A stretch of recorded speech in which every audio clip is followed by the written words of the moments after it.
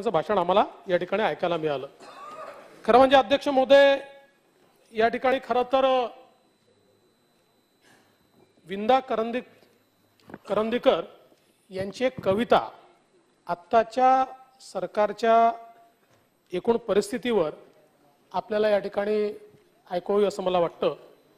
सरकार नावाची यंत्रणा किती उदास झाली आहे आणि कशा प्रकारे लोकांच्या संदर्भात या सरकारला काही घेणं देणंच नाहीये। नवीन प्रकल्प नाही आहेत, नवीन योजना नाही आहेत, घोषणांची अंमलबजावणी नाही आहे, सुरू असलेले प्रकल्प बंद पडलेले आहेत। केवळ टीका, आरोप, टोमणे याच्या पलीकडे या सरकारच्या माध्यमातून काहीच होताना दिसत नाही।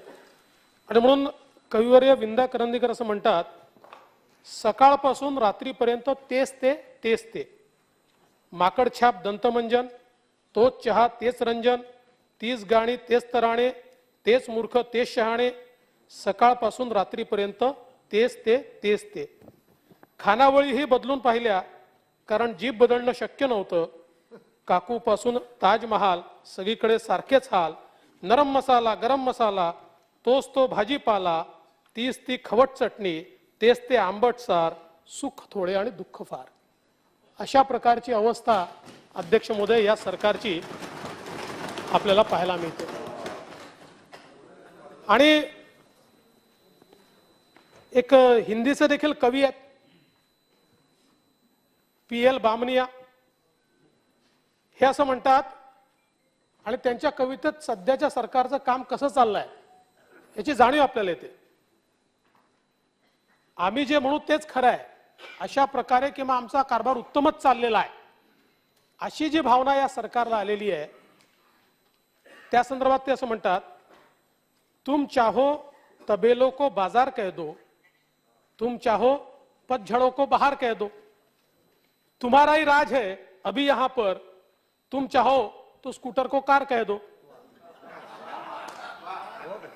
छुट्टी का दिन बीतने लगा यहीं पर, अपने दफ्तर को तुम घर बार कह दो, इसी पर मिलने लगी अब हर खबर, अपने मोबाइल को अखबार कह दो। तुम्हारी इस सहूलियत भरी जिंदगी में मुसीबत खड़ी करे उसे सरकार कह दो, तुम्हारी सहूलियत भरी जिंदगी में मुसीबत खड़ी करे उसे सरकार कह दो। फर्जी डिग्रियां खूब ले ली अब लोगों ने, तुम चाहो तो पढ़े लिखों को गवार कह दो।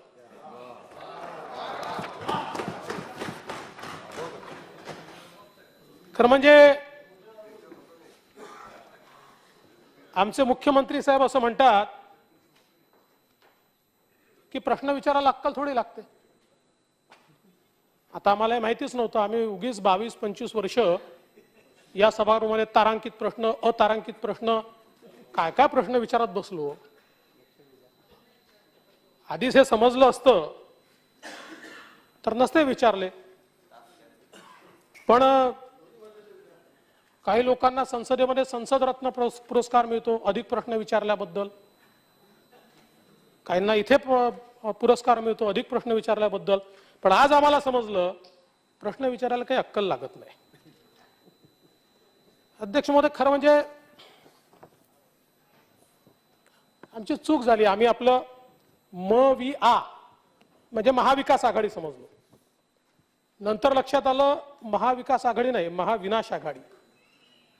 मग लक्षात आलं महावसुली आघाडी, पण अलीकडच्या काळामध्ये तर ही मद्य विक्री आघाडी झाली आहे MVA। म्हणजे किती दूरचा विचार करून तुम्ही त्यावेळेस MVA नाव ठेवलं हे खरं म्हणजे या ठिकाणी लक्षात आलं। कारण बघा, पेट्रोल डिझेलचा कर आपण कमी केला नाही, पण दारूवर 50% केला, बार लायसन्सच्या नूतनीकरणावर 50% सूट दिली, नव्याने दारू विक्रीचा परवाना दिला, चंद्रपूरची दारूबंदी मागे घेतली। म्हणजे कोरोनाच्या काळात मंदिरं बंद, मदिरालय सुरू होती आणि क्लास बंद होते आणि ग्लास सुरू होते। तर महाराष्ट्राचं मध्यराष्ट्र करण्याचं जे काम चाललंय, खरं म्हणजे आता या संदर्भातले अनेक विषय माझ्याकडे आहेत, पण मला असं वाटतं की एकच मुद्दा मला विशेषत्वाने मांडावा असं वाटतो की ज्यांनी व्यसनमुक्तीसाठी संपूर्ण आयुष्य समर्पित केलं त्या अनिल अवचट यांना सकाळी श्रद्धांजली दिली आणि दुपारी मंत्रिमंडळ बैठकीत आपण वाईन विक्रीचा निर्णय घेतला की आता दुकानातही आपण वाईन त्या ठिकाणी विकू शकू। मी आता प्रश्न एवढाच आमच्या समोर आहे, कारण प्रश्न विचारायला अक्कल लागत नाही तरी काही प्रश्न आमच्या डोक्यात येतात। आता ड्राय डेला किराणा दुकान आणि सुपर शॉपी बंद राहील का? कारण वाईन तिथे विकली जाणार आहे।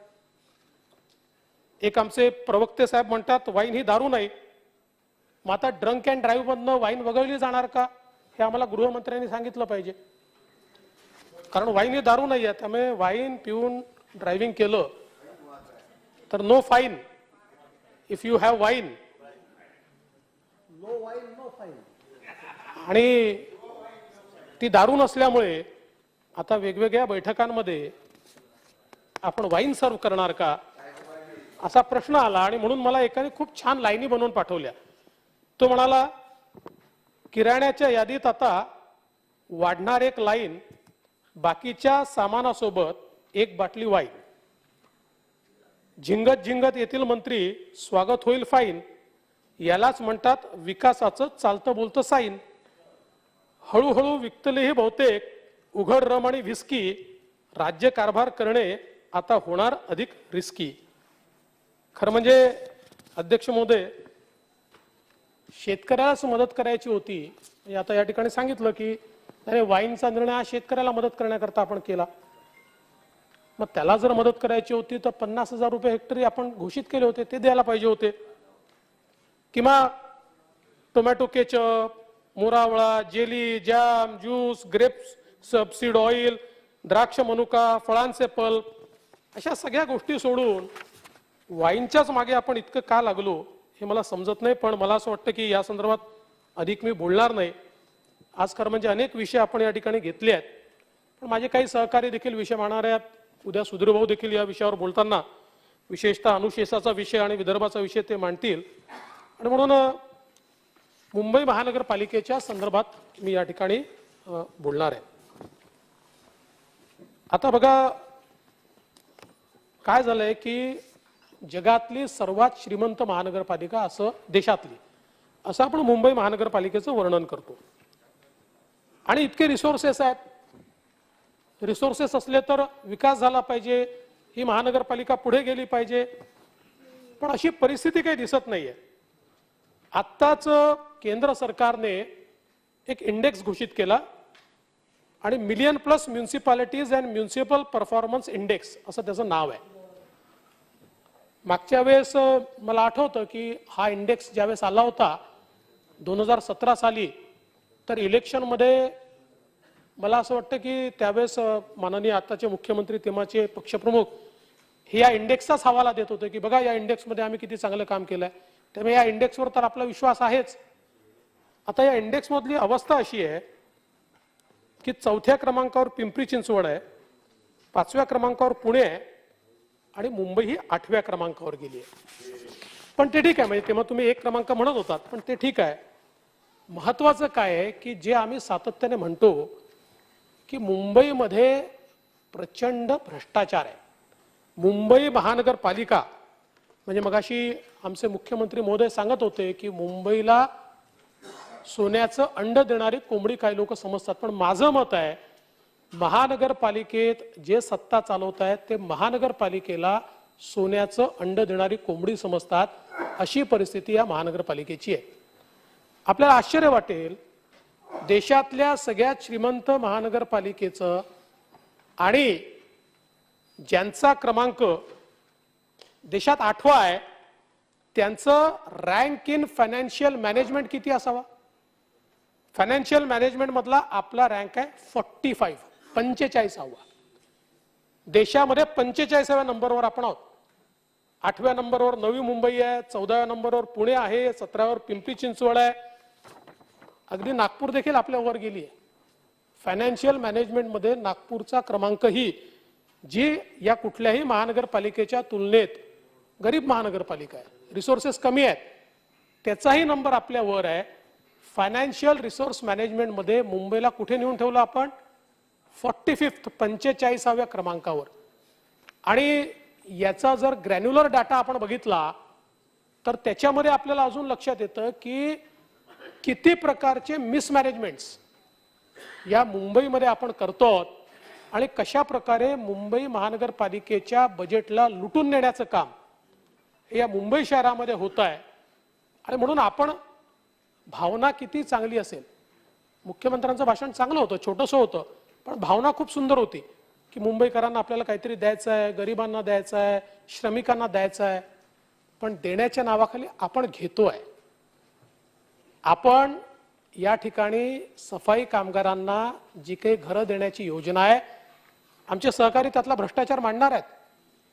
आपण त्याला चेहरा सुंदर दिलाय, सफाई कामगाराला घर, पण प्रत्यक्षामध्ये सफाई कामगाराच्या नावावर आपल्या स्वतःच्या तिजोऱ्या कशा भरल्या या संदर्भात अमित साटम तुम्हाला योग्य प्रकारे सांगतील. आणि केवढा मोठा भ्रष्टाचार या योजनेमध्ये आपण केला, म्हणजे सफाई कामगाराला देखील आपण सोडायला तयार नाही, अशा प्रकारची परिस्थिती ही आपल्याला पाहायला मिळते.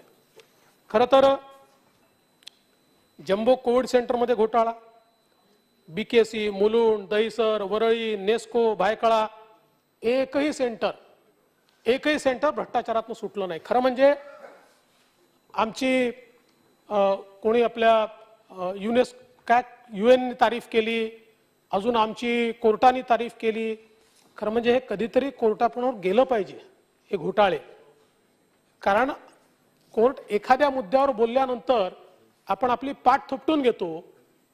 त्याच वेळी हे जे एवढे घोटाळे झाले आहेत ना, कोविड सेंटर उभारणीतला घोटाळा, त्यातल्या साहित्य खरेदीत घोटाळा, उपकरण खरेदीत घोटाळा, संचालनाच्या कंत्राटात घोटाळा, मनुष्यबळ पुरवठ्यात घोटाळा, डेड बॉडी कव्हर खरेदीत घोटाळा, face mask, sanitizer, face shield खरेदीत घोटाळा, पदाधिकाऱ्यांच्या कंपन्यांनाच त्याच्यामध्ये कशी कामं दिली, रेमडेसिवीर खरेदीत घोटाळा, भंगारात घोटाळा, रस्ते चर भरणीत घोटाळा, आश्रय योजना जी तुम्ही सांगितली त्याच्यामध्ये घोटाळा, पेंग्विन देखभालीत घोटाळा, ई टेंडरमध्ये घोटाळा, नाले सफाईत घोटाळा, उद्यान विकासात घोटाळा, पंपिंग स्टेशनमध्ये घोटाळा, मालमत्ता कर वसुलीमध्ये घोटाळा, KEM रुग्णालयामध्ये घोटाळा, बेस्टच्या डिजिटल तिकीट निविदात घोटाळा, विद्यार्थ्यांच्या टॅब खरेदीत घोटाळा, बदल्यांमध्ये घोटाळा. म्हणजे मुंबई मेली तरी चालेल, पण आपलं घर भरणं मात्र जोरात चाललेलं आहे. आणि याच्यावर आम्ही बोललो तर आम्ही कोण? महाराष्ट्राचे शत्रू, मुंबईचे शत्रू, मराठी माणसाचे शत्रू. म्हणजे मराठी माणसाच्या मुंबईला लुटून खाणारे मराठी माणसाचे दैवत, मराठी माणसांचे ते हितचिंतक.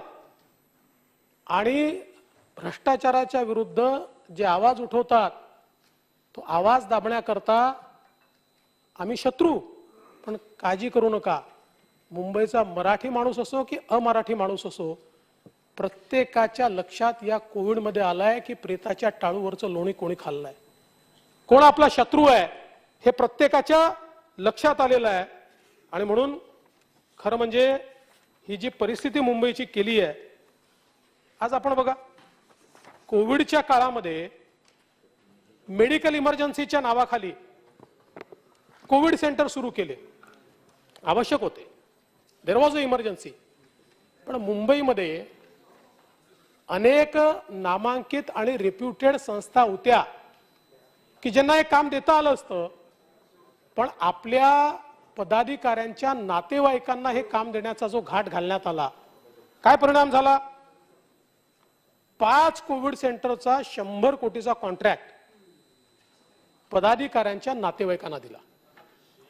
कुठले टेंडर नाही, अर्ज नाही, आणि कागदपत्र जे त्या ठिकाणी दिले 4 दिवसापूर्वी कंपनी तयार केली, नावं सारखी आहेत, रेप्युटेड कंपनीचं नाव आणि या कंपनीचं नाव सारखं आहे. लोकांना असं वाटावं की त्यांच्याच नावाने ही कंपनी आहे, त्यांनाच आपण कंत्राट दिलं. ती नाही आहे, पार्टनरशिप झालेले आहेत. आणि त्या करतानाही हे लोक इतक्या घाईत होते की स्टॅम्प पेपर कधी जुने आहेत, काही ठिकाणी डेट्स चुकलेले आहेत, काही ठिकाणी कट पेस्ट केलाय, म्हणजे दुसऱ्याचा एक्सपिरियन्स घेण्याकरता झेरॉक्सच काढली आहेत, फोटोकॉपी काढून त्या ठिकाणी लावून टाकली आहे. आणि अशा प्रकारे केवळ हे आपण कॉन्ट्रॅक्ट देऊन थांबलो नाही, तर याच्यामध्ये 38 कोटीचं अधिकचं पेमेंट देखील आपण केलं आणि फार चांगल्या प्रकारे हे सगळं केलं. एक्सपिरियन्स नाही अशा लोकांना काम द्यायचं आणि त्या ठिकाणी पेशंट येऊ का न येऊ 50% पेमेंट मिळेलच. म्हणजे अनेक सेंटर असे आहेत की जिथे रिकामे होते, पूर्ण रिकामे होते, पण आपण पेमेंट केलाय. याचं कारण कोणीतरी जवळचे लोक हे कोविड सेंटर चालवत होते. आता तुम्ही बघा, ही जी lifeline hospital management services company आहे, याला पुणे महानगर प्रदेश विकास प्राधिकरणानं शिवाजीनगरचं जम्बो कोविड सेंटरचं काम दिलं. जरा 15 दिवसात तुम्ही त्यांना हाकललं तिथनं, कारण त्या एका पत्रकाराचा मृत्यू झाला, त्यानंतर लक्षात आलं की यांच्याकडे काहीच नाही आहे. 15 दिवसात तुम्ही त्यांना हाकललं आणि ब्लॅकलिस्ट केलं. त्यांनाच 5 कोविड सेंटर मुंबईमध्ये दिले, त्यांनाच दिले.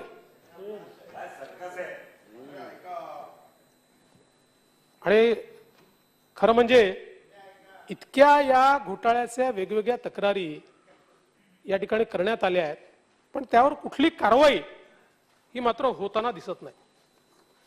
आता आपण मुलुंड कोविड सेंटरचं बघा, तडकाफडकी आपण त्याचं काम दिलं आणि आपले सत्तारूढ पक्षाचे एक नेते आहेत, त्यांची एक ट्रस्ट आहे Asha cancer trust and research centre, यांना हे काम दिलं. आम्हाला वाटलं की चला Asha cancer trust and research centre म्हणजे काहीतरी कुठली तरी चांगली संस्था असेल. त्याची माहिती घेतल्यानंतर असं लक्षात आलं की अशा प्रकारची संस्था कुठेही रजिस्टर्डच नाहीये, कुठेच नाहीये. त्याचं केवळ नाव एक तयार केलं, सुंदर लेटर पॅड तयार केलं आणि त्याच्या आधारावर त्या ठिकाणी तक्रार दिली. आणि मग काय झालं, महिन्याभरात मुलुंड कोविड सेंटरच्या अधिष्ठात्याने तक्रार केली की या कंपनीची लायकी नाही, क्षमता नाही, डॉक्टर नर्स पुरवले जात नाही. आणि मग 4 महिन्यानंतर त्यांचा कॉन्ट्रॅक्ट रद्द करण्यात आला. पदाधिकारी आहेत. अध्यक्ष महोदय, कोविडच्या काळामध्ये खरं म्हणजे ऑक्सिजनच्या संदर्भात आपण निर्णय केला.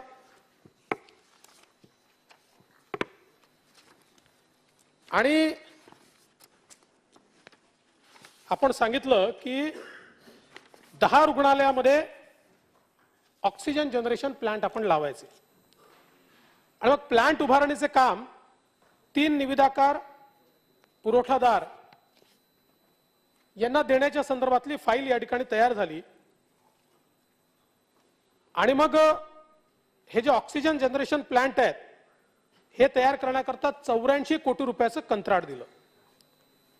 आता या तिन्ही कंपन्या ज्या आहेत, या तिन्ही कंपन्या ब्लॅकलिस्टेड होत्या, तिन्ही. आणि शेवटी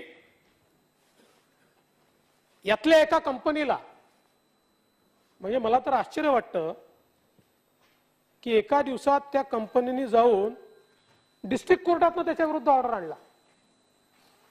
खरं म्हणजे अशा प्रकारच्या ब्लॅकलिस्टिंगच्या संदर्भात डिस्ट्रिक्ट कोर्टाचं ज्युरिस्डिक्शन कुठे आहे मला समजत नाही.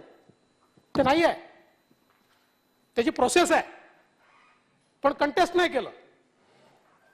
आणि ही हायवे नावाची कंपनी आहे, याला आता त्यांच्यावर हे आलेलं आहे आणि त्याच्यामुळे हे एकच उरलेले आहेत असं सांगून त्यांना आपण हे काम देऊन टाकलं. ते शेवटपर्यंत लागले नाहीच. आश्चर्याची गोष्ट आहे की हायवे काय आहे मला माहित नाही, पण हे हायवे कधीच बांधत नाही. हे पेंग्विन आणतात, हे पिंजरे बांधतात. आणि जेव्हा याच्या डीप मध्ये आम्ही गेलो, साहेब यांच्याजवळ साधा जीएसटी नंबर नाही आहे. हे कोणाचा जीएसटी वापरतात माहिती आहे? हे वापरतायत एका डिपार्टमेंटल स्टोअरचा जीएसटी नंबर. मग आता डिपार्टमेंटल स्टोअर हे ऑक्सिजन सप्लाय करणार आहे आणि खूप मोठ्या घोषणा झाल्या पण काहीच झालं नाही. म्हणजे ही फाईल तर माझ्याजवळ आहेच. ही फाईल जर वाचली तर काय सुरस आणि चमत्कारिक फाईल होऊ शकते. आपण रोलर कोस्टर म्हणतो ना, अशी रोलर कोस्टर फाईल आहे. कशी बदलत गेली आहे ती फाईल हे या फाईल मधनं आपल्या लक्षात येतं.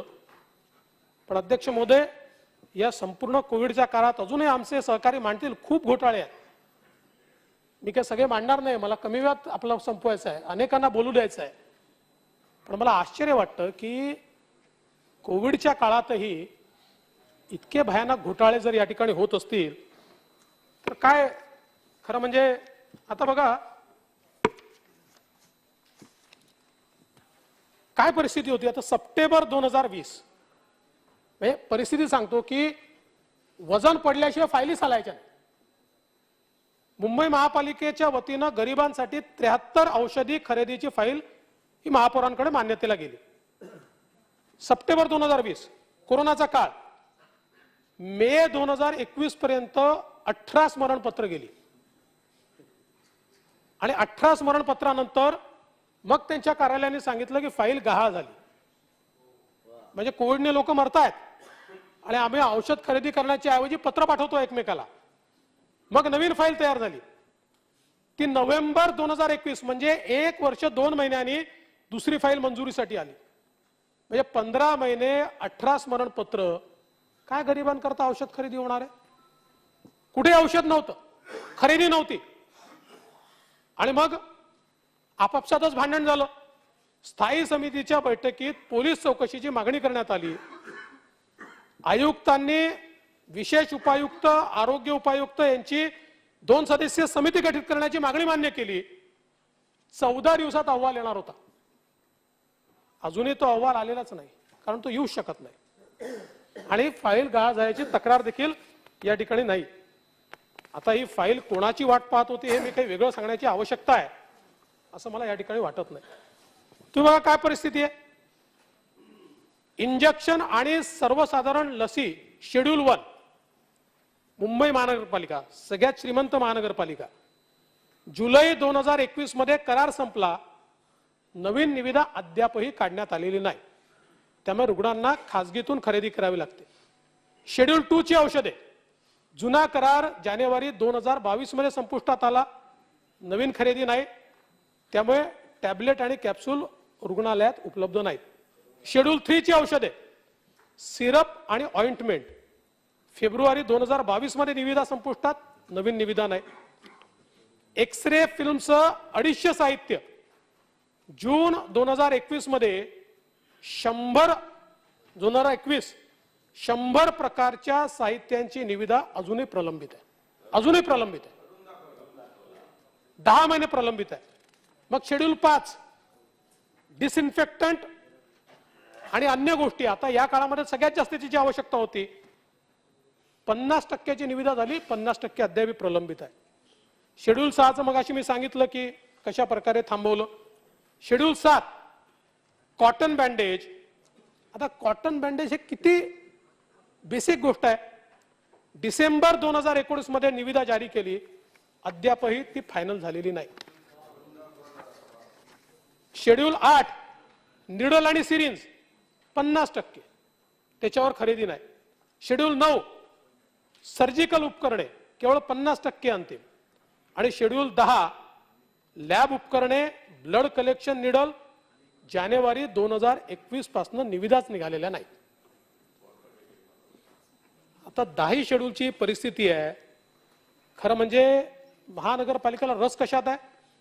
पेंग्विन मध्ये, प्राणी संग्रहालयामध्ये, इमारतींमध्ये, चौकांच्या सजावटीमध्ये. ते केलं पाहिजे, नाही केलं पाहिजे असं माझं मत नाही, पण त्याच्यात अधिक इंटरेस्ट आहे. आम्ही आपलं त्या मलबार हिलकडे जातो तर दरवेळेस कुठे नवीन रेलिंग दिसतं, मग कुठे नवीन काचा लागलेल्या असतात, मग कुठे अजून काही नवीन लागलेलं असतं. चांगलं दिसतं. मुंबई सुंदर दिसली पाहिजे आपली. दर 6 महिन्यांनी 3 महिन्यांनी काहीतरी नवीन दिसतं. चांगलं आहे.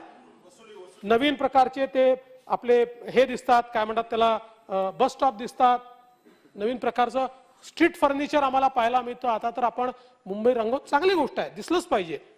पण त्याच वेळी महापालिकेच्या रुग्णालयात येणाऱ्या या गरीब माणसाला अशा कोरोनाच्या काळामध्ये अशा प्रकारे जर आपण काहीही उपलब्ध ठेवणार नसू तर नेमकी काय परिस्थिती होईल.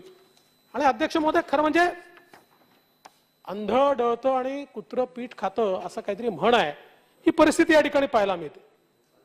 आता बघा, अजमेरा बिल्डर 2010 मध्ये त्यांनी मस्केरान्स परिवाराकडनं 2.55 कोटीमध्ये दहिसर येथील संपूर्ण अतिक्रमण असलेली जमीन, 100% अतिक्रमण आहे, ही जमीन 2.55 कोटीत विकत घेतली.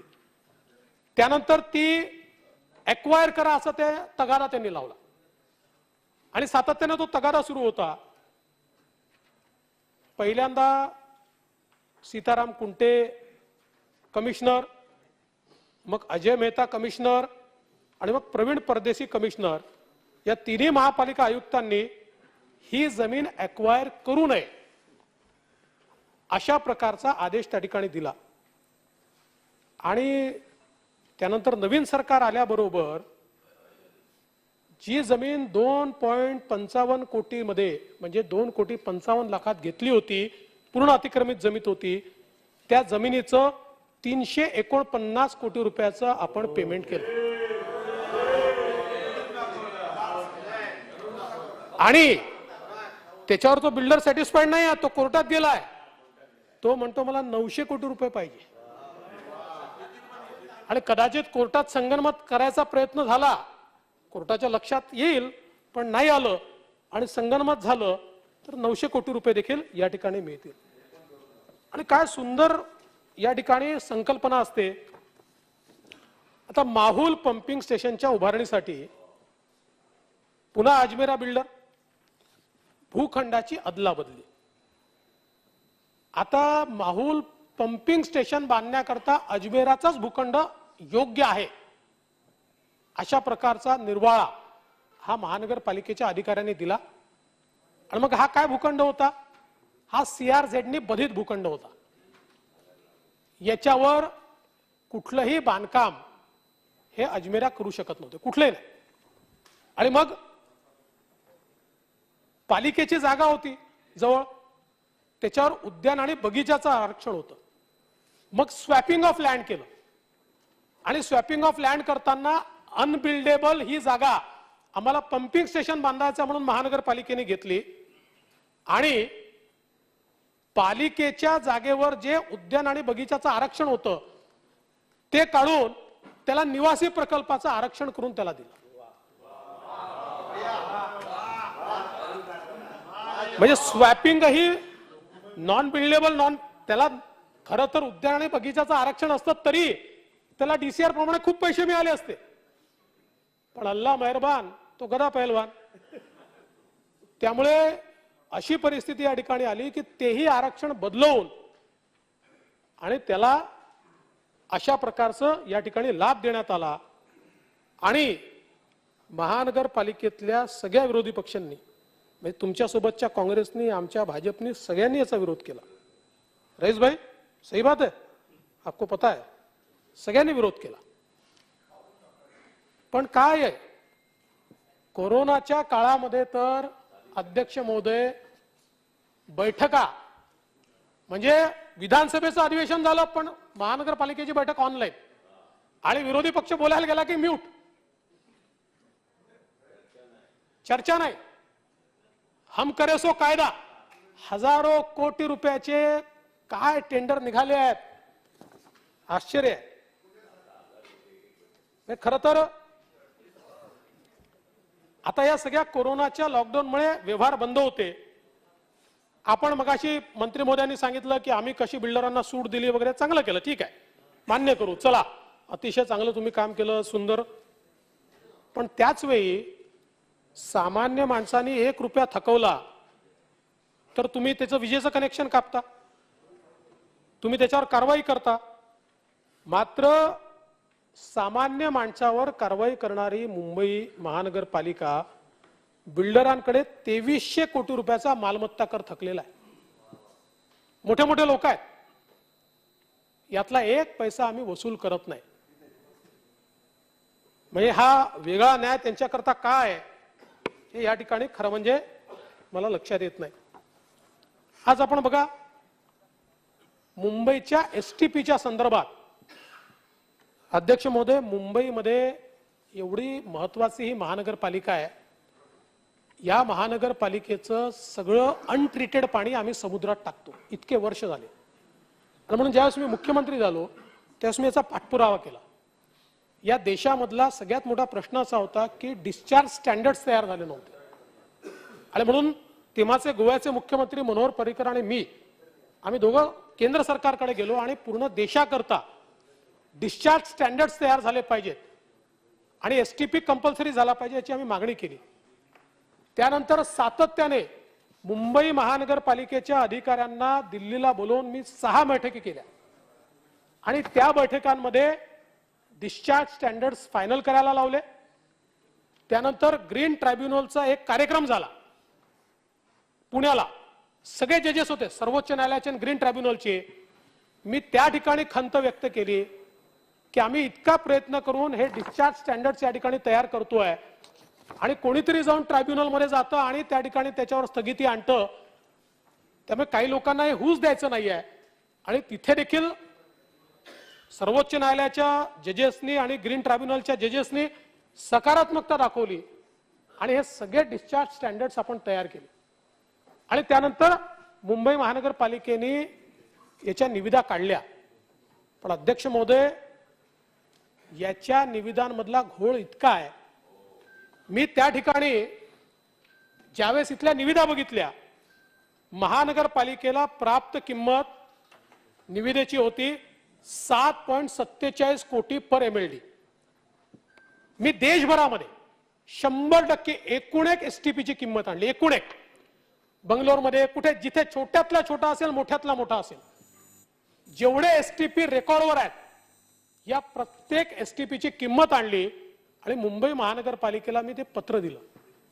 आणि आपल्याला आश्चर्य वाटेल की साधारण भारतातली सरासरी किंमत आहे 1.70 कोटी पर एमएलडी.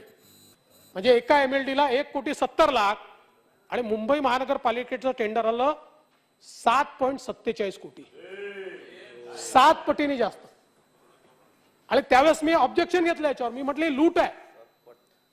आणि आजही खरं म्हणजे हा सगळा विषय सर्वोच्च न्यायालयात गेला. सर्वोच्च न्यायालयाने चपराक दिली, हे रद्द करायला लावलं. आणि आता सर्वोच्च न्यायालयाच्या देखरेखीखाली ही निविदा होतीये.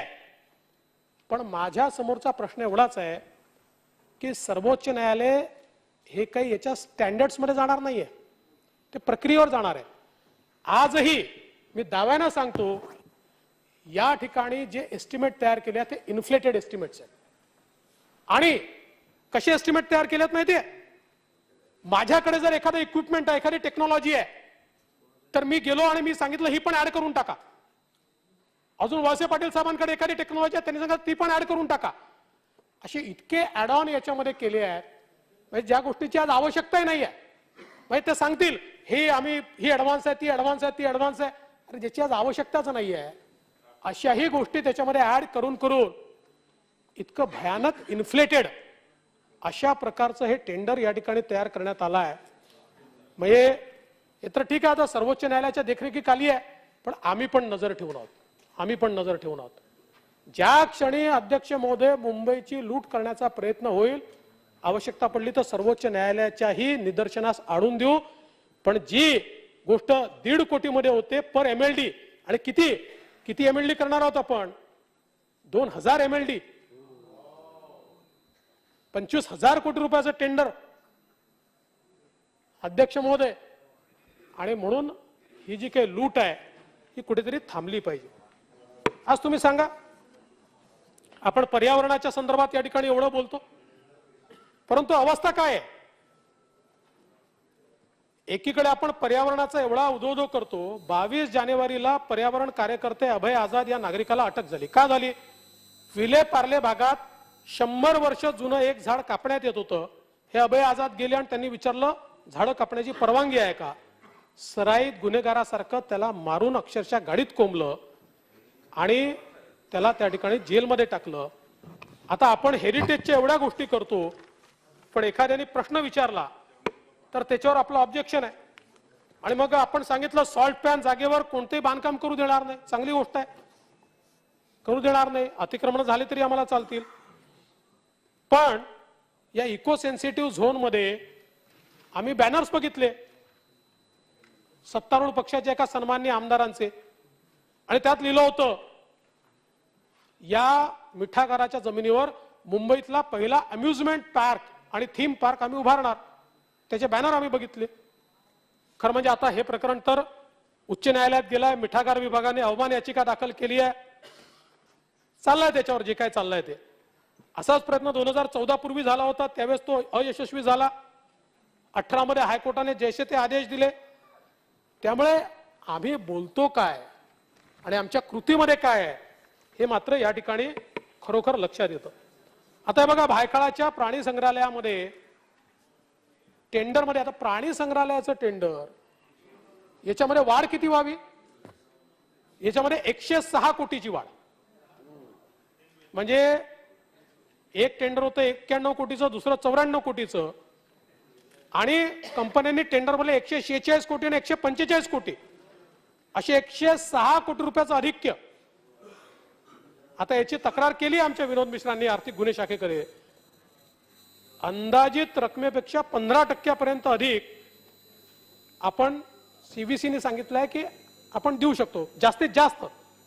हा बेंचमार्क नाही आहे, पण अंदाजित रकमेच्या 50% पेक्षा अभाव अशा प्रकारे ही लूट या ठिकाणी चालली आहे. आणि एवढंच नाही तर हे हायवे जे आहे, हे हायवे आता शाळांमध्ये जलशुद्धीकरण यंत्र देखील हायवे पुरवतात. म्हणजे पिंजरा बनवणारेच आता जलशुद्धीकरण यंत्र देखील पुरवत आहेत. आणि आश्चर्याची गोष्ट अशी आहे की याच्यामध्ये ॲक्वाकूल सारखी कंपनी, म्हणजे आपल्याला माहिती आहे की या वॉटर हे जे काही हे आहेत याच्यामध्ये ॲक्वाकूल ही देशातली नामांकित कंपनी आहे. अशा सगळ्या कंपन्यांना डिस्क्वालिफाय केलं. जे जलशुद्धीकरण यंत्र किंवा आपल्याला यंत्र सगळ्या डिस्क्वालिफाय झाल्या आणि केवळ एकच कंपनी त्या ठिकाणी क्वालिफाय झाली, हायवे. आणि त्यांना 326 शाळांमध्ये जलशुद्धीकरण यंत्राची खरेदीच्या संदर्भात काम देण्यात आलं. आणि मजा अशी आहे बघा, पहिले 17% बिलो दाखवलं आणि त्याच्यानंतर 2 वर्षाच्या नंतरचं मेंटेनन्स कॉन्ट्रॅक्ट घेऊन ते पैसे त्यांनी परत घेतले.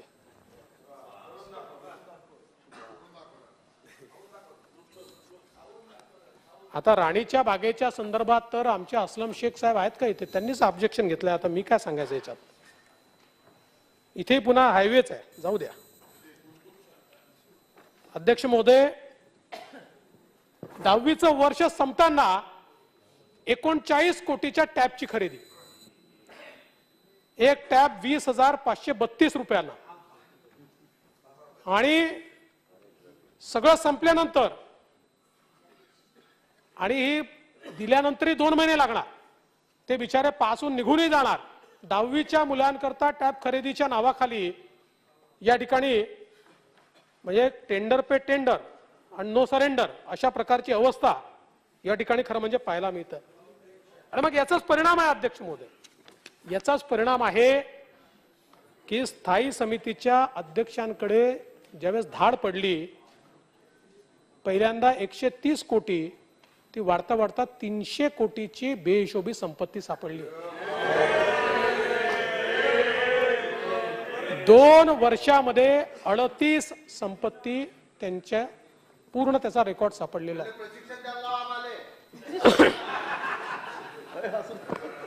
असं प्रशिक्षण घेऊ नका. असं प्रशिक्षण घेतल्यानंतर आर्थर रोड जेलमध्ये जावं लागतं.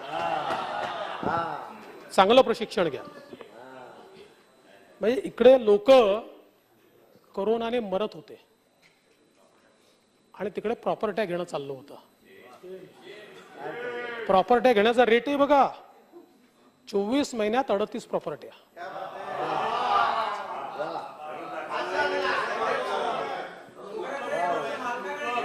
अध्यक्ष महोदय,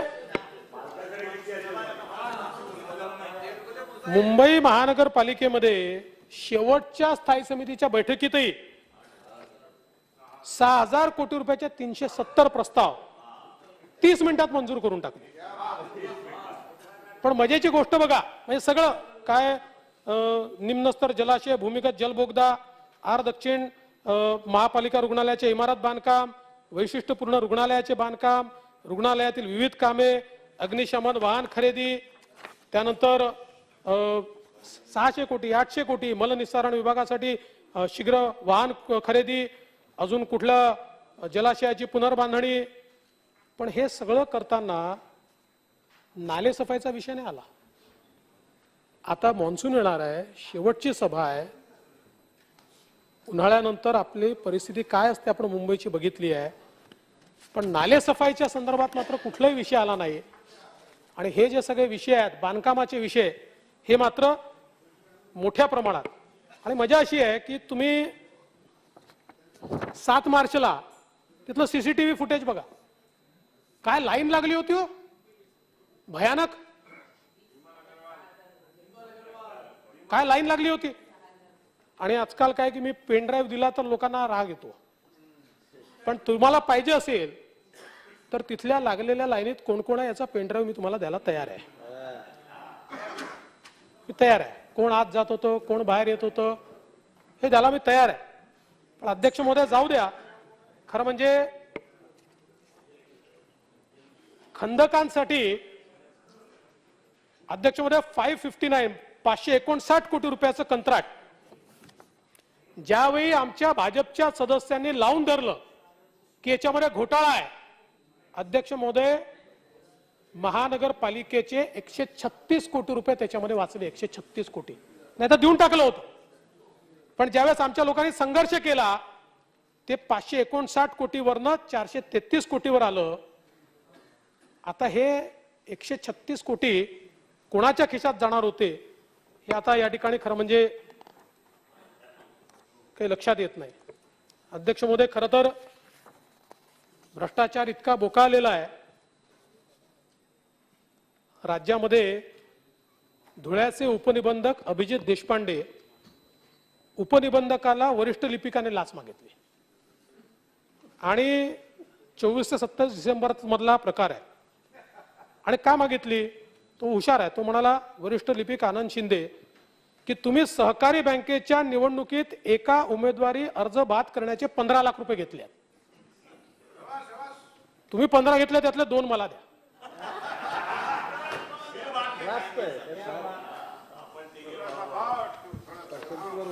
आणि पुढे तो काय म्हणाला, बाहेर का आलं, तुम्हाला तुम्ही पैसे दिले नाही 2 लाख रुपये, त्यापेक्षा जास्त पैसे खर्च करून तुमची बदली करेल.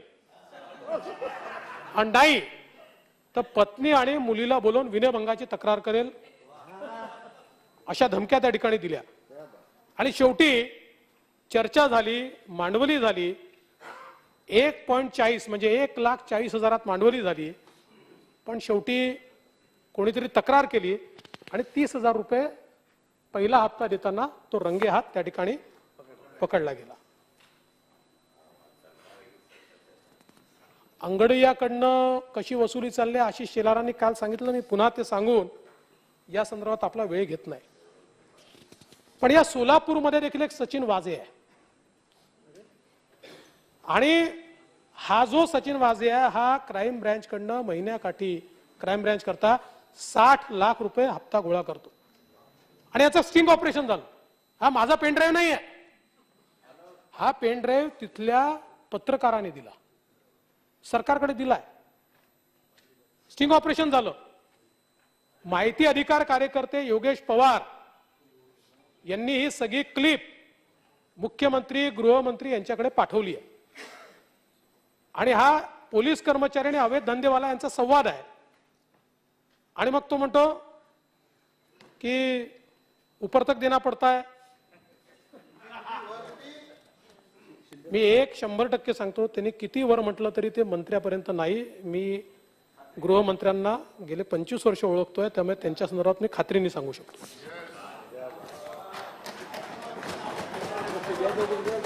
पोलीस आयुक्तालयाकडनं सुरू असलेल्या वसुलीची तक्रार अँटी करप्शनला झाली. म्हणजे आता काय की पोलीस वसुली करतायत अशी अँटी करप्शनला तक्रार आहे, ती पेंडिंग आहे. आणि मग नंतर पोलीस आयुक्तांनी चौकशी समिती नेमण्याची घोषणा केली, पण काही झालं नाही. तो काय म्हणतो, संदीप शिंदे साहब जैसा बोलेगा वैसे कमिश्नर सुनते, इतनी मेरे को गारंटी है. हे शिंदे साहेब ने. अध्यक्ष महोदय, या सभागृहामध्ये सदस्यांनी बोलल्यानंतर त्यांच्यावर जर प्रशासन डूख धरणार असेल तर सदस्यांनी बोलायचं की नाही हा प्रश्न या ठिकाणी निर्माण होतो. बार्शीचे आमदार राजेंद्र राऊत यांनी या ठिकाणी तिथल्या अवैध व्यवसायाच्या संदर्भात विषय मांडला. या सभागृहामध्ये सन्माननीय राज्यमंत्र्यांनी आश्वासन दिलं, मी येऊन तिथे बैठक घेईन. माननीय राज्यमंत्र्यांनी येऊन बैठक घेतली, त्याच्यामध्ये लोकप्रतिनिधी आले. त्या लोकप्रतिनिधींनी काही पुराव्यासहित तक्रारी केल्या की कसे अवैध धंदे चालले आहेत. त्यानंतर या लोकप्रतिनिधींना अक्षरशः अध्यक्ष महोदय टार्गेट करण्याचं काम हे त्या ठिकाणी चाललेलं आहे. आणि राजेंद्र राऊत यांना तर कुठल्याही परिस्थितीत म्हणजे ओपनच सांगितलं आहे की तुम्हाला कुठल्या तरी गुन्ह्यात घेणारच आणि तुमच्या मुलाला तर फसवणारच, 100% फसवणार. बरं, ते जे PI आहेत अध्यक्ष महोदय, त्यांचा रेकॉर्ड काय, किती वेळा सस्पेंड झाले आणि कशा कशात सस्पेंड झाले आहेत. आणि असे PI तिथे जर आपण देत असाल आणि त्यांच्या अध्यक्षतेखाली छान सगळे अवैध धंदे चालत असतील तर काय आमदारांनी चूप बसायचं, मुख घेऊन बसायचं. मी स्वतः मागच्या डीजीला आणि या डीजीला त्यांची तक्रार केली आहे. मी स्वतः केली तक्रार, पुराव्यासहित केली आहे. कारवाई होत नाही. कारण काय, तर राजेंद्र राऊत अपक्ष निवडून आले तरी आमच्यासोबत बसले आहेत म्हणून कारवाई होत नाही. काही लोकांना वाटतं बरं आहे राजेंद्र राऊतचं ठेसलं तर जास्त बरं त्यांना. हे बरोबर नाही आहे. आणि माननीय गृहमंत्री महोदय, या संदर्भात खरं म्हणजे गृह राज्यमंत्र्यांनी छातीवर हात ठेवून सांगावं किंवा त्यांना एकट्यात विचारा. ते बैठकीला गेले होते, काय काय तक्रारी त्यांच्याकडे आल्या आहेत त्यांना माहिती आहे, एकदा विचारा त्यांना. आणि अशा प्रकारे जर या सभागृहामध्ये बोललं म्हणून किंवा या सभागृहाच्या अंतर्गत एखाद्या बैठकीच्या संदर्भातला संदर्भ दिला म्हणून जर लोकप्रतिनिधींवर पोलीस अशा प्रकारे दंडुकेशाही करत असतील, आज अध्यक्ष महोदय मी आज तुम्हाला सांगतो त्यांच्या मुलाचा जीव धोक्यात आहे, त्याचं पत्रही दिलेलं आहे. काही कारवाई होणार नाही माहिती आहे, पण हे झालं नाही तर काय हरकत नाही आहे. मी ठरवलंय जर अशा प्रकारची वागणूक मिळणार असेल मी स्वतः त्या ठिकाणी जाईल आणि हजारोचा मोर्चा घेऊन त्या पोलीस स्टेशनला घेराव घालेल. हे चालणार नाही. या सभागृहातले आमचे अधिकार अशा प्रकारे जर अध्यक्ष महोदय काही पोलिसांना वाटत असेल की आपल्याला संरक्षण आहे, हे योग्य नाहीये आणि कुठल्याच संदर्भात योग्य नाही अध्यक्ष महोदय. म्हणून काय अवस्था आहे आपण बघा, नाशिकमध्ये गंगापूर रोडवर दादोजी कोंडदेव नगर एका बागेत अश्लील चाळे सुरू असल्याची तक्रार घेऊन काही नागरिक पोलीस चौकीत गेले. त्या पोलीस चौकीतली परिस्थिती अजूनच भयानक होती. 5-6 पोलीस दरवाजा आतून लावून दारूची पार्टी करत होते. लोकांनी बंद दारावर आवाज का दिला, वाजवलं लोकांनी. त्या मध्यधुंद पोलिसांनी तक्रार द्यायला आलेल्यांना बदडून काढलं. शेवटी आलेल्यांनी ओरड केली, मोठा जमाव त्या ठिकाणी तयार झाला. मग दारू पार्टी करणारे पोलीस फरार झाले. आता नाशिकचे आयुक्त यांना अनेक वेळा ही तक्रार दिली आहे, पण ते अतिशय कायद्याचे तज्ज्ञ आहेत, त्यामुळे आता नेमकं कधी यांच्यावर ते कारवाई करणार आहेत हा अत्यंत महत्वाचा विषय आहे. अशी अवस्था अध्यक्ष महोदय की बीडमध्ये आंबेजोगाई बांधकाम विभागात कंत्राटदार धमक्या देतात, कट्यार दाखवतात, अधिकाऱ्यांना कागदावर सह्या करायला लावतात म्हणून सार्वजनिक विभागाच्या कर्मचारी, अभियंता कार्यकारी अभियंता संजय कुमार कोकळे यांनी जिल्हाधिकाऱ्याला पत्र दिलं की आम्हाला पिस्तूल बाळगण्याची परवानगी द्या.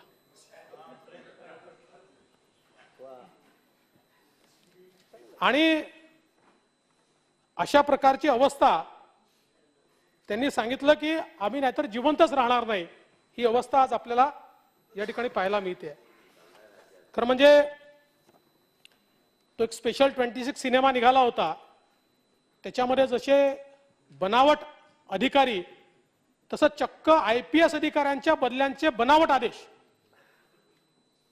5 IPS अधिकाऱ्यांना समायोजित करून पदोन्नतीच्या कोट्यात रिक्त पदांवर पदोन्नती आणि पदस्थापना दिल्याचा बनावट आदेश काढून टाकला.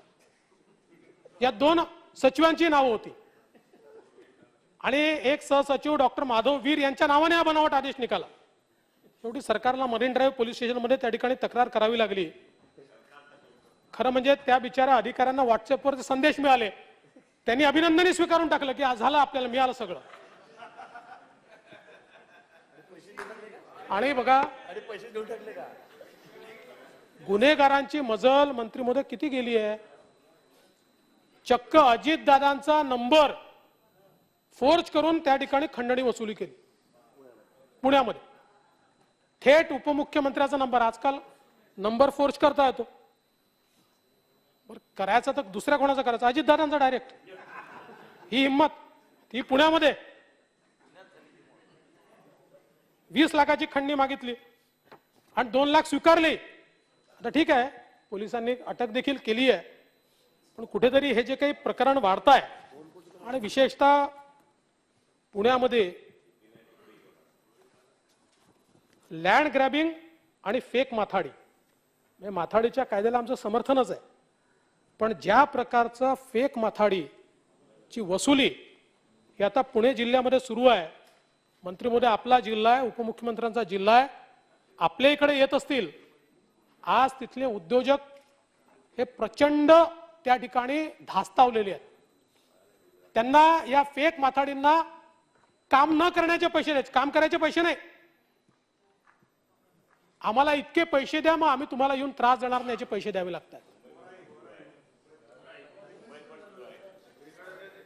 त्यामुळे या संदर्भात आता आज आपण अध्यक्ष महोदय या ठिकाणी शक्ती कायदा मंजूर केला, चांगलं केलं, पण अवस्था काय आहे. बलात्काराचा आरोप होऊन पुण्याचे शिवसेना उपनेता रघुनाथ कुचिक याला साधी अटक नाही झाली. मी तुम्हाला सगळी माहिती पाठवतो, त्यांचे सगळे व्हॉट्सअप पाठवतो, पूर्ण माझ्याकडे आहे. खरं म्हणजे 24 वर्षीय महिलेला लग्नाचं आमिष दाखवून 20 आणि 21 मध्ये विविध ठिकाणी शोषण केलं. FIR दाखल झालाय 376, 313, 506. पुन्हा पुण्याला गोव्याला नेऊन केलं. त्या ठिकाणी गोव्यामध्ये ज्यावेळेस ही परिस्थिती लक्षात आली, मी गोव्याच्या त्या पोलीस स्टेशनला फोन केला आणि सांगितलं की यांना तिथे ऍडमिट करा. त्यांना ऍडमिट केलं तिथे, 2 दिवस त्यांना ऍडमिट ठेवलं, पण त्याच्यावर कुठलीही कारवाई नाही. आणि आता त्यांच्या घरच्यांवर दबाव आणून त्यांच्याकडनं जबाब तयार करून घेण्यात येतोय. पण हा किती जबाब तयार केला तरी हे सगळे व्हॉट्सअपचे चॅट्स या बोलके आहेत, ऍडमिशन आहे त्याच्यामध्ये. आणि किती वेळा हा अत्याचार त्या ठिकाणी झालाय. पण हा काही नियम आहे का की सत्ता पक्षातला एखादा व्यक्ती असेल तर त्यांनी काही केलं तरी चालेल. 376 दाखल झाल्यानंतर अटक न करणं हा कुठला नियम आहे. उलट दाखल झाल्यानंतर अटक करावीच लागते, नियम आहे. आणि ज्यांनी अटक केली नाही त्याच्यावर अटक झाली, त्याच्यावर कारवाई झाली पाहिजे, हा नियम आहे. पण अध्यक्ष महोदय, कुठलीही कारवाई या ठिकाणी होत नाही. तो एक विरारचा अजून एक जितू खाडे, महिलांना फोन करून अश्लील मागणी करणारा, विरारच्या महिलेने त्याला ऑटोत झोडपून काढलं, पण अध्यक्ष महोदय त्याच्यावर कारवाई होत नाही. आज खरं तर जी काही ही सगळी आपल्याला परिस्थिती पाहायला मिळते, मागच्या काळामध्ये अमरावतीमध्ये आपण बघितलं ज्या प्रकारची घटना अमरावतीमध्ये झाली, आज तीच अवस्था आपल्याला साक्रीमध्ये आपल्याला पाहायला मिळाली.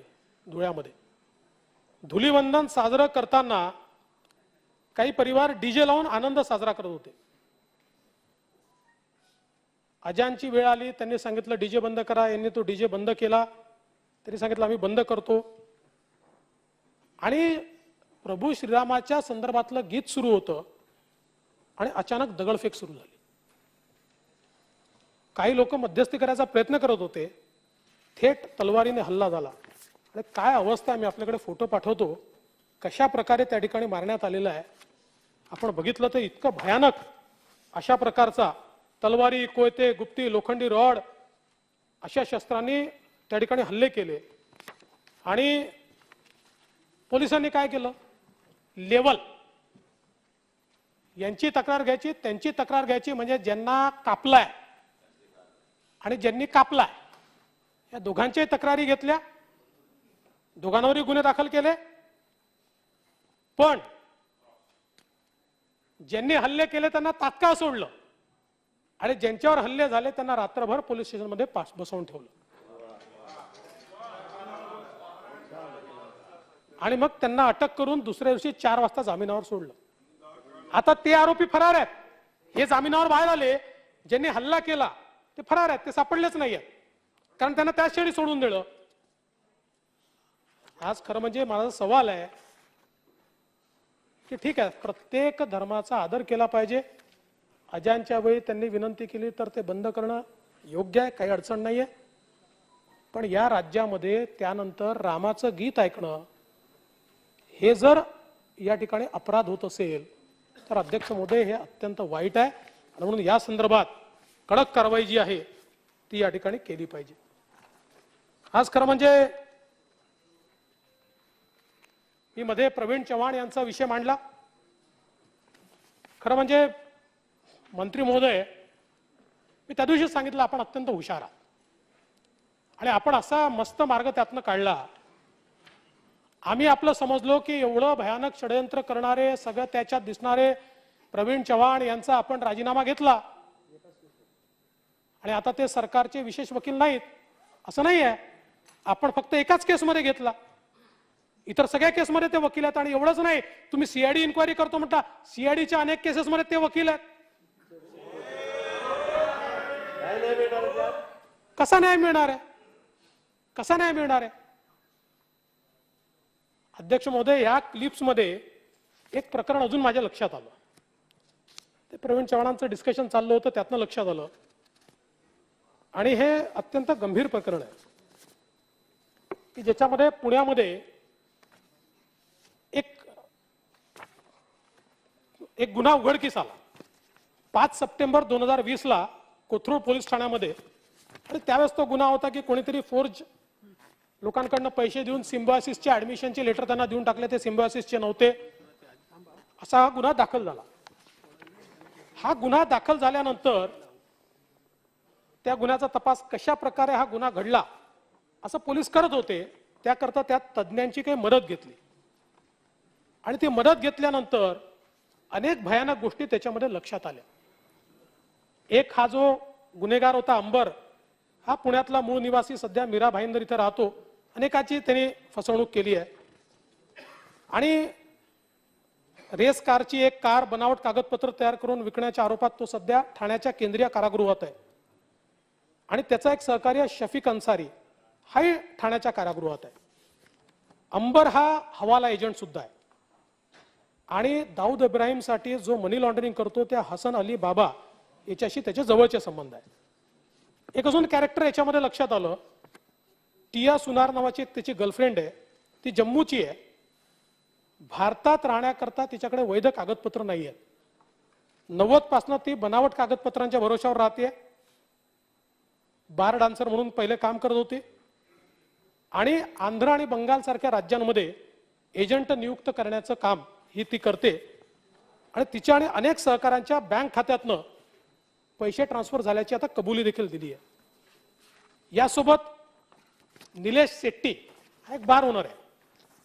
याचं या टिया सुनारशी नजीकचे संबंध आहेत.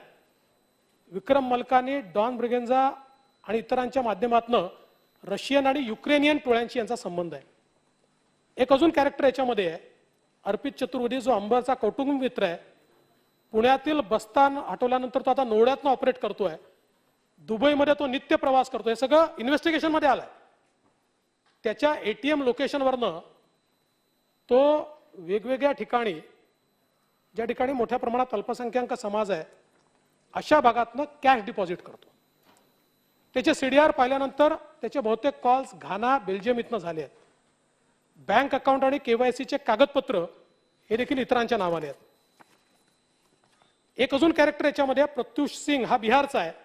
त्याचे नेपाळ, पिपरिया, बंगालची सीमा इथे सगळे लिंक्स आहेत आणि तो नेपाळला नित्यनेमाने प्रवास करतो. आणि हे सगळी प्रकरणं दाबण्याकरता याने भरपूर पैसा खर्च केलाय. आणि हा एका निशा सिंग आणि फराज काझीच्या संपर्कात आहे. असं जम्मू काश्मीरमध्ये ऑपरेट करणारी 35 लोकांची ही लिंक आहे. एक अजून कॅरेक्टर आहे निखिल कासबे, हा प्रोफेशनल हॅकर आहे. बँकेत KYC, इलेक्ट्रॉनिक पुरावे नष्ट करणे, डार्क नेटचा वापर करणे अशी सर्व कामं तो करतो. आणि यांची लिंक जाते सलीम मर्चंट पर्यंत. सलीम मर्चंट जो दाऊद करता काम करतो. आता एवढ्या सगळ्या गोष्टींचा उल्लेख कशा करताय, तरी एक प्रोफेशनल गँग आहे. 300हून अधिक त्यांचे सदस्य आहेत आणि 8 राज्यांमध्ये काम करतात. आणि त्यांचे काम कुठलं आहे? नार्कोटिक्स आहे, सेक्स ट्रॅफिकिंग आहे, टेरर फंडिंग आहे.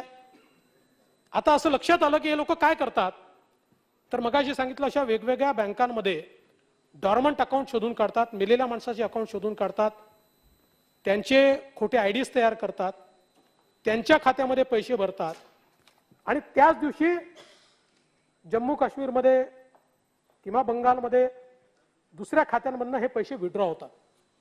आणि ही इतकी चांगली मोडस ऑपरंडी यांनी तयार केली आहे की बँकिंग सॉफ्टवेअर कसं काम करतं याची यांना पूर्ण माहिती आहे.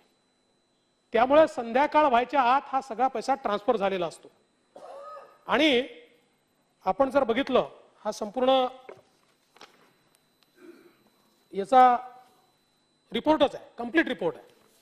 याचा एक रिपोर्ट आपल्या इकडे असेल कदाचित. म्हणजे हा रिपोर्ट वाचला तर काय काय चाललंय अतिशय भयानक आहे. याच्यात हा मुद्दा इथे मांडण्याचा विषय एवढाच आहे, हा सगळा पैसा, हे सगळं ऑपरेशन हे आपल्या लक्षात आलं.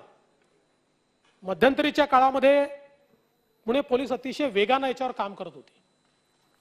एक वेळ तर अशी आली की 100 लोकांना अरेस्ट करायचं देखील ठरलं. आणि त्यानंतर नेमका कोणाचा दबाव आला मला माहिती नाही, पण याचं काम थांबलेलं आहे. आणि आता याचा क्लोजर रिपोर्ट तयार होतोय.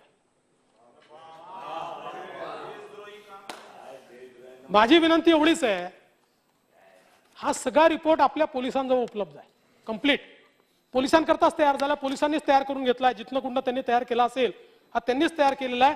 याच्यामध्ये सगळ्या गोष्टी एस्टॅब्लिश झाल्या. अशा परिस्थितीमध्ये खरं तर पोलिसांनी क्लोजर रिपोर्ट तयार करायच्या ऐवजी ही सगळी केस NIAला दिली पाहिजे किंवा CBIला दिली पाहिजे किंवा कुठल्या तरी, कारण केवळ महाराष्ट्रात होत नाहीये, 8 राज्यांमध्ये होत आहे. आणि सगळ्यात महत्वाचं आपल्या इन्व्हेस्टिगेशन मध्ये लक्षात येत आहे की पैसे इथनं भरले जातात आणि अनेक वेळा जम्मू काश्मीरमध्ये हे पैसे त्या ठिकाणी काढले जातात, विड्रॉ होतात. आणि म्हणून हा अतिशय गंभीर मुद्दा आहे.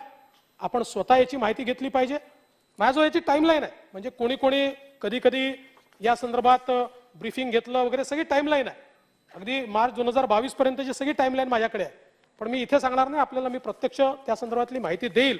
पण मला हे लक्षात येत नाही की कुठल्या दबावाखाली हे बंद होत आहे, कारण पुणे पोलीस अतिशय चांगलं काम करत होती आणि अचानक हे काम बंद होत आहे. त्यामुळे या संदर्भातही कुठेतरी लक्ष जे आहे ते देण्याची आवश्यकता आहे. अध्यक्ष महोदय, एक अजून मुद्दा या ठिकाणी लक्षात आला, ते तुम्हाला सांगेन. सगळ्या गोष्टी सभागृहात थोडी सांगायच्या असतात ना दादा, तिथे माहिती असतेच ना आपल्याकडे. हा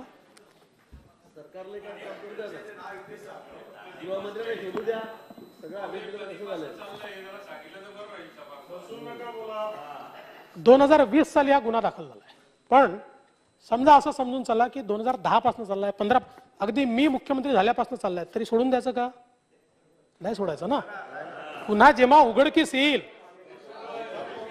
आणि इतके पुरा असं आहे, गुन्हा उघडकीस आला नाही, गुन्हा उघडकीस आला नाही तर ठीक आहे, पण गुन्हा उघडकीस आल्यानंतर जर सोडून दिला तर तुम्ही दोषी आहात, तर दोषी आहात. काही नॅशनल इंटरेस्टच्या ज्या गोष्टी असतात ना, त्यात तुम्ही आम्ही नसतो, त्यात देश असतो. अध्यक्ष महोदय, या ठिकाणी खरं म्हणजे एक तक्रार माझ्याकडे आली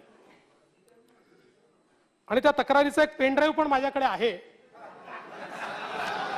नाही, हा पेन ड्राईव्ह केवळ गृहमंत्र्यांना मी देणार आहे. याकरता नाही की माननीय अध्यक्षांनी त्या दिवशी म्हणजे तिथे असताना ऑब्जेक्शन घेतलं की तुम्ही इकडे पेन ड्राईव्ह देता आणि तिकडे तुम्ही तो मीडियाला देता, तो आमचा अधिकारच आहे, बोलण्याच्या आधी देण्याचा अधिकार आहे. पण हा एवढ्याकरता केवळ आपल्याला मी देणार आहे की मी अजून याचं फॉरेन्सिक ऑडिट केलं नाही, त्यामुळे त्याच्यातल्या प्रत्येक गोष्टी जोपर्यंत व्हेरिफिकेशन होत नाही तोपर्यंत मी कोणावर आरोप लावत नाही. म्हणून मी केवळ हे आपल्याला देणार आहे. पण आपल्याला कल्पना आहे, आपल्या मुंबई पोलीस दलातले एक सेवानिवृत्त एसीपी आहेत इसाक बागवान म्हणून, तसे सेलिब्रेटेड आहेत, एन्काउंटर स्पेशलिस्ट होते, त्यांना काही पुरस्कार वगैरे पण मिळालेले आहेत. पण आता त्यांच्या बंधूंनी एक त्यांची तक्रार केली आहे. हा, पुस्तकही लिहिलं आहे. आणि दादा, त्यांचं बारामती कनेक्शन आहे, म्हणजे तुमच्याशी काही कनेक्शन नाही आहे, पण बारामतीचे आहे. पण हे सेवेत असताना मोठ्या प्रमाणात यांनी संपत्ती या ठिकाणी जमा केली. म्हणजे एकटी बारामतीमध्ये यांनी गट क्रमांक 69 मधील 16 हेक्टर 48 आर 42 एकर एने जमीन आहे त्यांच्याकडे. आपल्याला माहिती आहे बारामतीतले रेट काय आहेत दादा? हा, दादांची नसेल एवढी, नाही त्यांची शेती जमीन असेल ना, बगैर शेती कशाला, शेतकरी आहेत ते. त्यानंतर खूप आहे, म्हणजे बारामती गट नंबर, बारामती अशोकनगर, बारामती असं वेगवेगळे, तिथपासनं तर अगदी मुंबईतल्या संपत्तीपर्यंत मी त्याची माहिती आपल्याला पूर्ण देईन. मुळात इसाक बागवान यांचे सख्खे भाऊ नसीर बागवान, वडील इब्राहिम माणिक बागवान आणि चुलत भाऊजे बिल्किस गुलाब हुसेन बागवान यांच्या नावावर त्यांनी त्या खरेदी केल्या, नोकरीत असताना खरेदी केल्या. त्यानंतर नोकरीवरनं निघाल्यानंतर म्हणजे रिटायर झाल्यानंतर यांनी पहिल्यांदा नुसता एक साधा अर्ज दिला आणि त्या अर्जाच्या आधारावर या सगळ्या मालमत्ता या आपल्या नावावर त्यांनी करून घेतल्या. बिल्किस बागवान यांनी सुद्धा साधा अर्ज दिला आणि ती मालमत्ता नावावर झाली. सोहेल बागवान यांनी देखील दिल्या. आणि एवढंच नाही तर इसाक बागवान यांनी कपूर नावाचे एक व्यक्ती आहेत, त्यांना ही जमीन विकली आणि तीच जमीन 2 महिन्यात पुन्हा परत घेतली. आणि अशा या सगळ्या जमिनीच्या व्यवहारामध्ये आपल्याला हे लक्षात येतं की या जमिनी कोणाच्या नावाने घेतल्या होत्या. यातल्या काही जमिनी तर फरीद मोहम्मद अली वेल्डर. हा कोण आहे फरीद मोहम्मद अली वेल्डर? तर ज्यावेळेस 2017 मध्ये दाऊद इब्राहिमचा भाऊ इक्बाल कास्कर याला ठाणे क्राईम ब्रँचने अटक केली होती, त्यावेळी इक्बाल कास्कर यांनी सांगितलं होतं की हा जो फरीद मोहम्मद अली वेल्डर आहे याला मी पैसे दिले आहेत, 10 लाख रुपये मी याला दिले आहेत आणि त्याचा अकम्प्लिस म्हणून या फरीद मोहम्मद अली वेल्डरचं नाव त्याच्यामध्ये आलेलं आहे. आणि फरीद मोहम्मद अली वेल्डर ची चौकशी झाल्या झाल्या तो 7 दिवसात मृत्युमुखी पडला. त्यानंतर तो वाचला नाही, तो गेला. आणि महत्वाची गोष्ट अशी की हा फरीद मोहम्मद अली वेल्डर काही वेल्दी माणूस नाहीये, हा त्याच्यासोबत काम करणारा. पण 41 लाख रुपयाला हीच प्रॉपर्टी फरीद मोहम्मद अली वेल्डरने त्यांच्याकडनं विकत घेतली. आणि मजेची गोष्ट अशी आहे की ही जी विकत घेतलेली सगळी यांची संपत्ती 10 वर्ष नावावर ठेवली आणि आता 30/12/2020 ला फरीद मोहम्मद अली वेल्डरच्या मुलाने ही सगळी संपत्ती इसाक बागवान यांना बक्षीसपत्र करून दिली.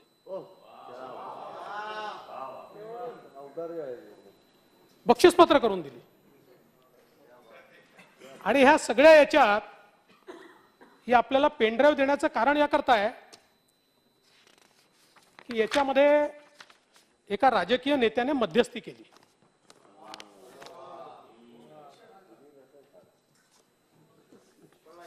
याच्यामध्ये नसीर बागवानचं हे स्टिंग ऑपरेशन आहे, त्यांच्या भावाचं.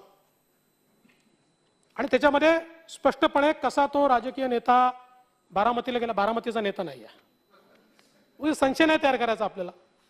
तेव्हा बारामतीचा नेता नाही आहे, पण एक मुंबईचा मोठा नेता कसा बारामतीला गेला आणि कशा प्रकारे त्यांनी सगळी मध्यस्थी केली ते त्या ठिकाणी त्यांनी सांगितलं. आणि त्यात तो हेही सांगतो की मुंबईतील कुख्यात डॅन हाजी मस्तान याने मुंबईतील एका नामांकित बांधकाम व्यावसायिक आर के शाह याचे अपहरण केले होते. त्यावेळी इसाकने हाजी मस्तानसोबत मध्यस्थी करून त्या बांधकाम व्यावसायिकाला सोडले होते. त्याच्या बदल्यात त्याला मुंबई सेंट्रलला एक फ्लॅट भावाच्या नावाने मिळाला. हे सगळं तो त्या ठिकाणी सांगतोय.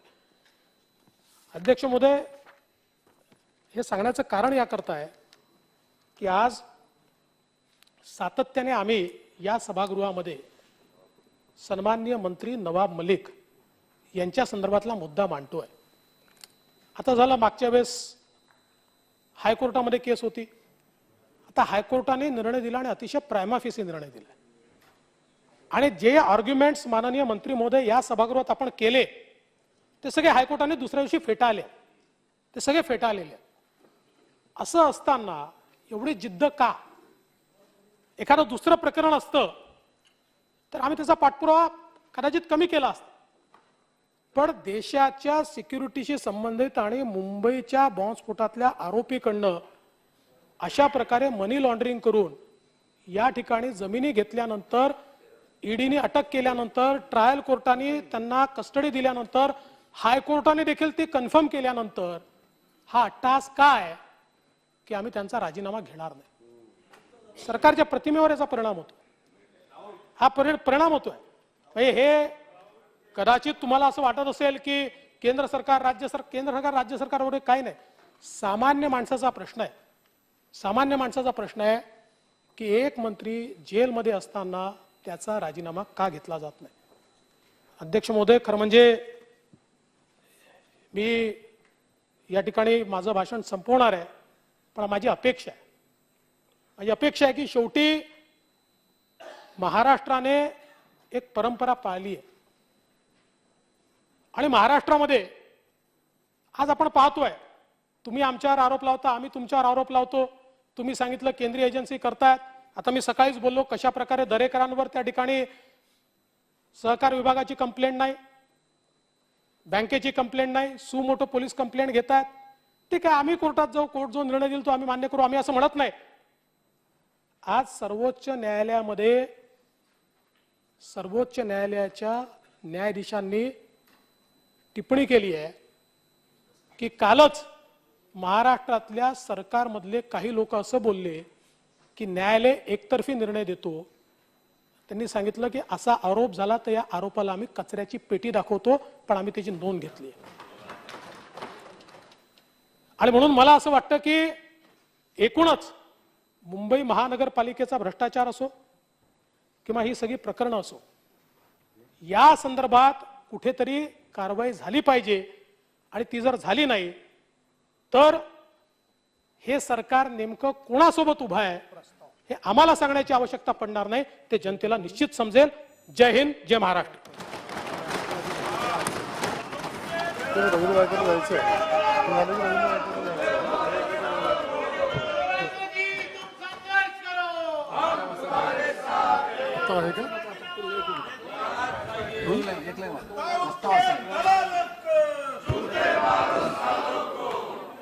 प्रस्ताव असा आहे की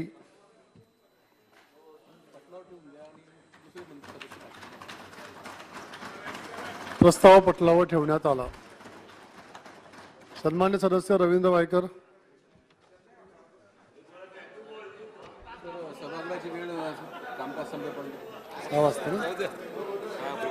घेता का बिल काढून द्या ना आता. काय रे? नाही ते दोन छोटी बिलं आहेत ती काढून घ्या, नंतर चर्चा चालेल. हा घ्या घेतली. सभागृहाची वेळ कामकाज संपेपर्यंत वाढवण्यात येत आहे.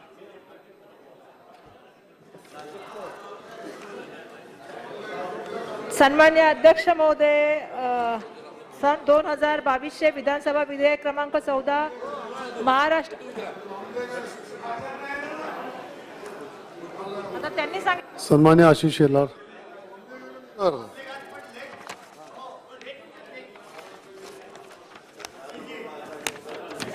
थोडक्यात बोलतो.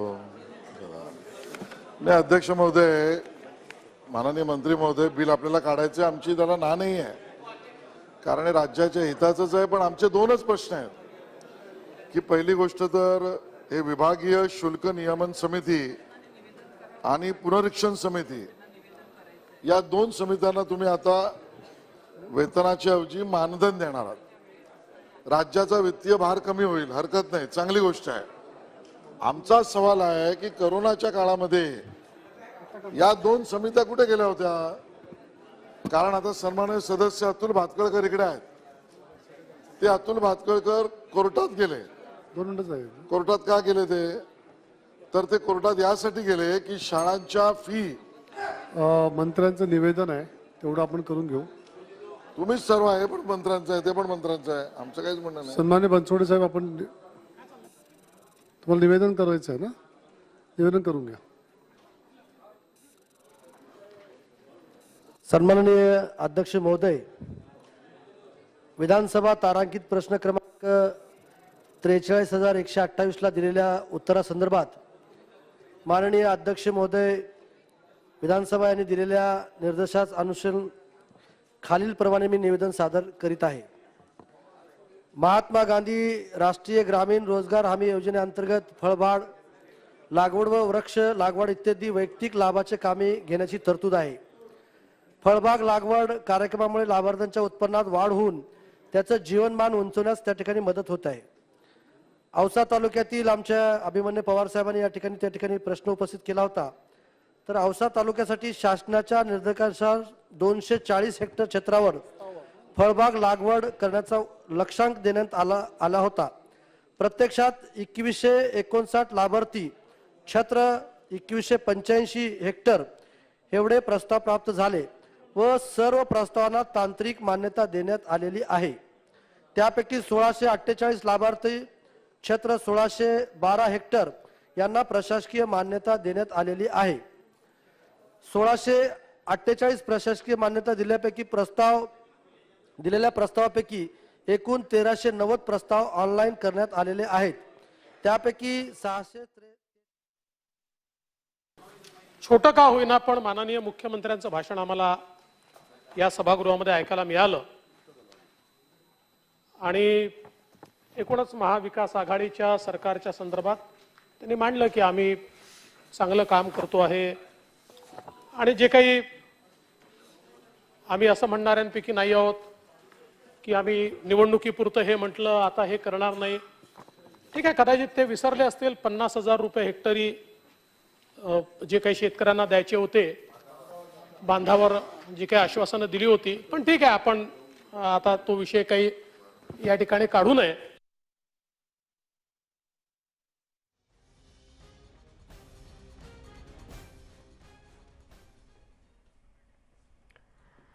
विधानसभेमध्ये देवेंद्र फडणवीसांनी वेगवेगळ्या विषयांवरून मुद्द्यांवरून सरकारला धारेवर धरलेलं आहे, सरकारवर टीका केलेली आहे.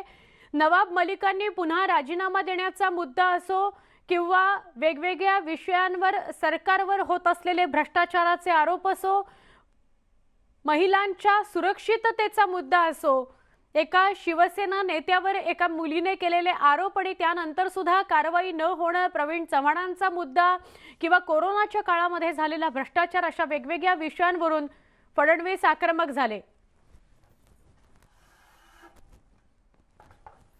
विरोधी पक्षनेते देवेंद्र फडणवीस यांनी विधानसभेमध्ये राज्य सरकारवर हल्लाबोल केला.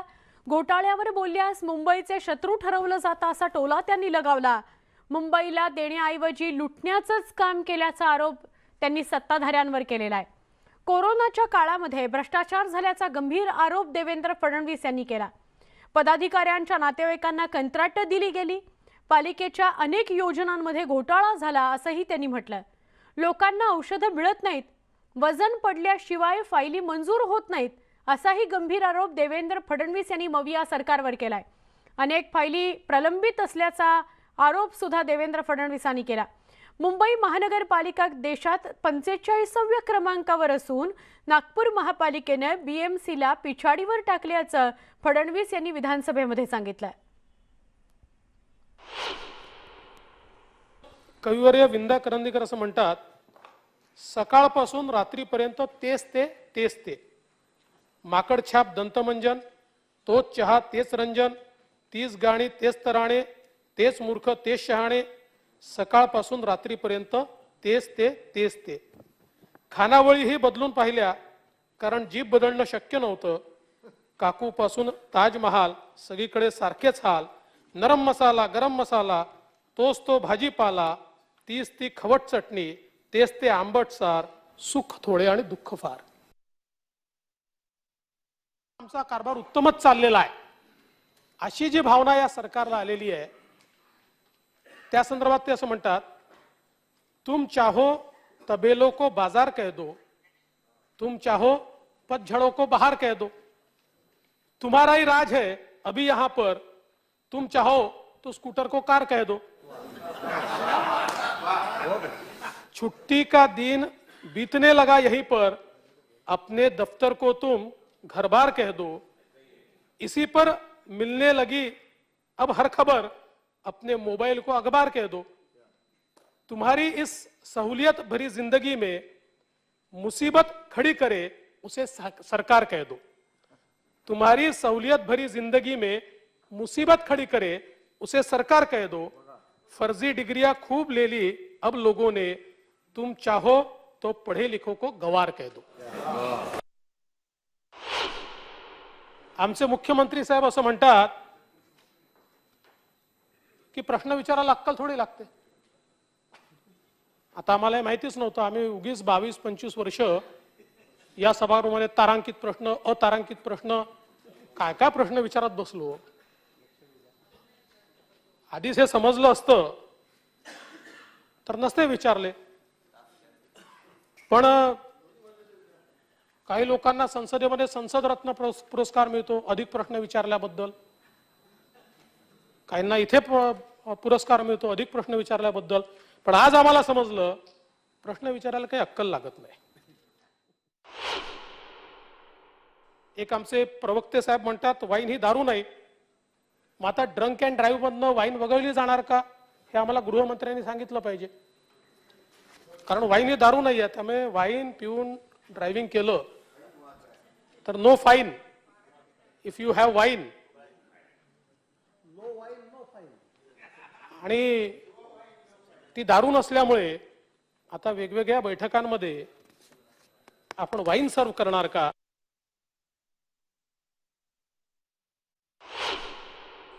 हे जे एवढे घोटाळे झाले आहेत ना, कोविड सेंटर उभारणीतला घोटाळा, त्यातल्या साहित्य खरेदीत घोटाळा, उपकरण खरेदीत घोटाळा, संचालनाच्या कंत्राटात घोटाळा, मनुष्यबळ पुरवठ्यात घोटाळा, डेड बॉडी कव्हर खरेदीत घोटाळा, face mask sanitizer face shield खरेदीत घोटाळा, पदाधिकाऱ्यांच्या कंपन्यांनाच त्याच्यामध्ये कशी कामं दिली, रेमडेसिवीर खरेदीत घोटाळा, भंगारात घोटाळा, रस्ते चर भरणीत घोटाळा, आश्रय योजना जी तुम्ही सांगितली त्याच्यामध्ये घोटाळा, पेंग्विन देखभालीत घोटाळा, ई टेंडर मध्ये घोटाळा, नाले सफाईत घोटाळा, उद्यान विकासात घोटाळा, पंपिंग स्टेशन मध्ये घोटाळा, मालमत्ता कर वसुलीमध्ये घोटाळा, केईएम रुग्णालयामध्ये घोटाळा, बेस्टच्या डिजिटल तिकीट निविदात घोटाळा, विद्यार्थ्यांच्या टॅब खरेदीत घोटाळा, बदल्यांमध्ये घोटाळा. म्हणजे मुंबई मेली तरी चालेल, पण आपलं घर भरणं मात्र जोरात चाललेलं आहे.